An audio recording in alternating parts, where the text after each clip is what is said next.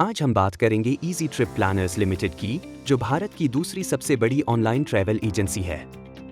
यह company end to end travel solutions प्रदान करती है, जिसमें airline ticket, hotel booking, holiday package, rail और बस टिकट, टैक्सी सर्विस और वैल्यू एडेड सर्विसेज जैसे ट्रैवल इंश्योरेंस और वीजा प्रोसेसिंग शामिल हैं।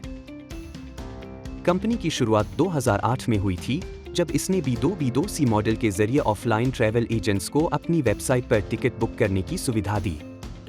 2011 में कंपनी ने B2C मॉडल में एंट्री की और भारतीय मिडिल क्लास की बढ़ती ट्रैवल डिमांड को टारगेट किया। इसके बाद 2013 में कंपनी ने B2E चैनल शुरू किया, जिससे कॉर्पोरेट क्लाइंट्स को end to end travel solutions मिल सके। इन तीनों चैनलों की वजह से कंपनी के पास एक डाइवर्सिफाइड कस्टमर बेस और मजबूत डिस्ट्रीब्यूशन नेटवर्क है। कंपनी की खासियत है इसका नो कन्वीनियंस फी मॉडल, जिसमें ग्राहक को कोई हिडन चार्ज नहीं देना पड़ता। यह प्राइसिंग स्ट्रेटेजी कंपनी को मार्केट में अलग पहचान देती है। अब बात करते हैं फाइनेंशियल्स की। वित्त वर्ष 2025 में कंपनी का डेट टू इक्विटी रेशियो 0.05 है, यानी कंपनी लगभग डेट फ्री है। इंटरेस्ट कवरेज रेशियो 25.8 है, जो पिछले साल के 20.26 से बेहतर है। रोज 21.68% और रोज 16.4% है।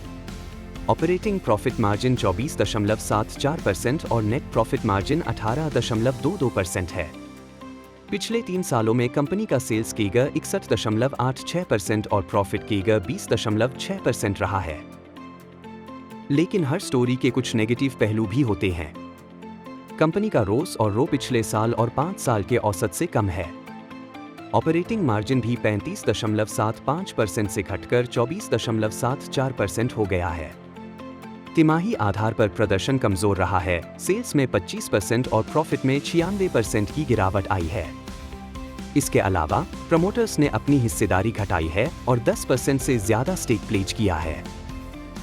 तो सवाल यह है कि क्या इजी ट्रिप प्लानर्स एक लॉन्ग टर्म ग्रोथ स्टोरी है या मौजूदा वैल्यूएशन पर रिस्क ज्यादा है?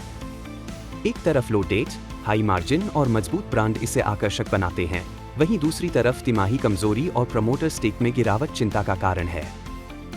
अगर आप इस स्टॉक में निवेश करने की सोच रहे हैं, तो ध्यान रखें कि यह वीडियो केवल शैक्षिक उद्देश्य के लिए है।